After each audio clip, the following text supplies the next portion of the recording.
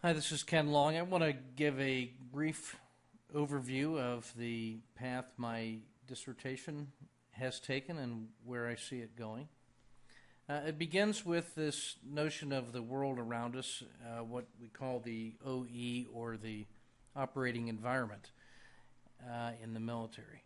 And it's characterized by increasing uncertainty, an awareness of the importance of culture, um, soft and indirect power towards influencing people and societies, the importance of influence as opposed to direct power, and the importance of information, creating a network that ties everything together. This dynamic world has spawned a new style of military practice that is broader and wider and more complex than that of conventional military operations. That military practice has in turn influenced the practice of military education in a professional sense. There is a real blend of theory and practice with an emphasis on practice, I believe, in military education. At my college, the Command and General Staff College, we examine that military practice and military education, and we generate quite a lot of feedback in quantitative data from surveys of faculty and students after each class, after each block during the course of the year. We conduct a lot of qualitative inquiry as well in the form of narratives, formal and informal, from students and faculty. We use focus groups. We have lessons learned seminars. We incorporate faculty stories. And in our senior leader meetings, when we make decisions on curriculum, in many cases, their stories, the frames that they use to tell their narratives, both from their experience and from what they've gathered from their field interviews with commanders, all of these components form a feedback system which informs our adaptive curriculum in some manner. I'm very interested in how we proceed from this adaptive, dynamic, uncertain, complex world, very nuanced, through these various mechanisms and processes that are related, and we come up with an adaptive curriculum that we hope equips our leaders to be successful in that world. As I started examining this process, I selected a methodology called Participatory Action Research, or PAR, to help guide my inquiry, because I wanted to study the things that were most important to me and to my peers and to my students and for the Army. And I felt it was important to have a lot of different insights into just what exactly we collectively thought was important.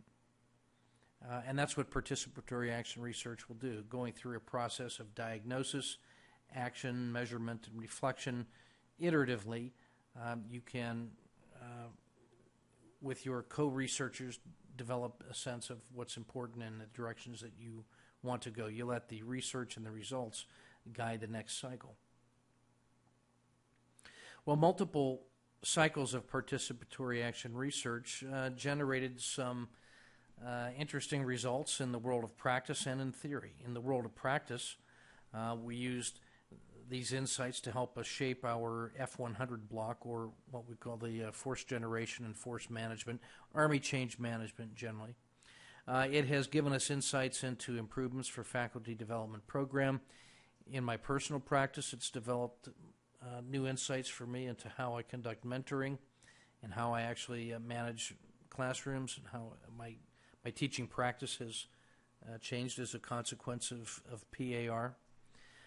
The way that I have emphasized and employed independent studies with students that were seeking to follow their research interests, that has been a direct consequence of, in the practical world, from cycles of participatory action research. On the theoretical side, these cycles of PAR have thrown off things like the concept of voice, which I will use to be the central organizing principle of my research. It's more than just feedback and insights from students. It incorporates everybody in the learning network. In net-centric educational systems, the boundaries between people and between organizations begins to blur. And so we're interested in hearing from other nodes in that network, which includes administration and senior leaders and units in the field and fellow instructors and students, and not just on the content of a particular class, but on the very subject of what we ought to be teaching and to what depth and using what methods, and including variations and experiments. So the concept of voice is kind of an all-encompassing construct that I will use to help guide my more formal research later. On the theoretical side, voice has helped us with improving our strategic communications inside my department. It's pointed us in the direction of using blogs and wikis and threaded discussions and podcasts to find different ways and new modes of communicating between members of the network, and not just following the formal hierarchical lines of communication, but really creating a rich communication environment. Our curriculum has become more adaptive, procedurally and then in content as well. And so these are all consequences of conducting cycles of participatory action research with interested agents. Well, we are using Army Change Management in our fourth generation curriculum. I'll be examining archives. I am tracking the conduct of our ongoing design and inquiries into voice. I'll be using interviews and narratives as well as our formal surveys. I've got a bundle of theories, all of which tend to inform both the cycles of participatory action research and the directions that our curriculum is going to. I will be tying together these kinds of outputs using a method called narrative inquiry, which is a qualitative research method which focuses on the stories that we live and the way we tell them and how these stories blend together and become a dominant narrative for an organization or competing narratives, and how those narratives take on a reality and a form and a power all of their own, which shapes the direction that we will take. So my top-level research question then is, what are the effects of increasing voice on our educational programs? How does this construct affect everything we do, everything we teach, the processes that we use to make those decisions, and what are the consequences in the field? I'll be using mixed methods, a combination of qualitative and quantitative. I've used participatory action research to guide my inquiry and scope and to how we incorporate voice. And I'll use narrative inquiry to start tying these different stories and results together in a sense-making process. At a minimum, I will produce a rich description of my experience and our experience, respecting the anonymity and the official nature of our work. I'll be describing results in terms of first, second, and third person action research. First person being my own teaching practice and how that's changed and transformed.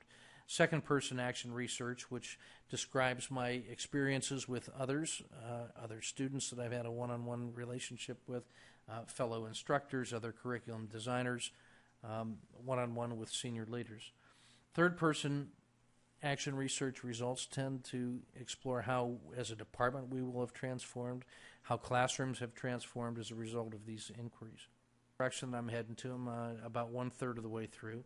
Participatory action research has gotten me focused and into the right ballpark, that it's connected my passion with practical and theoretical aspects of education and management.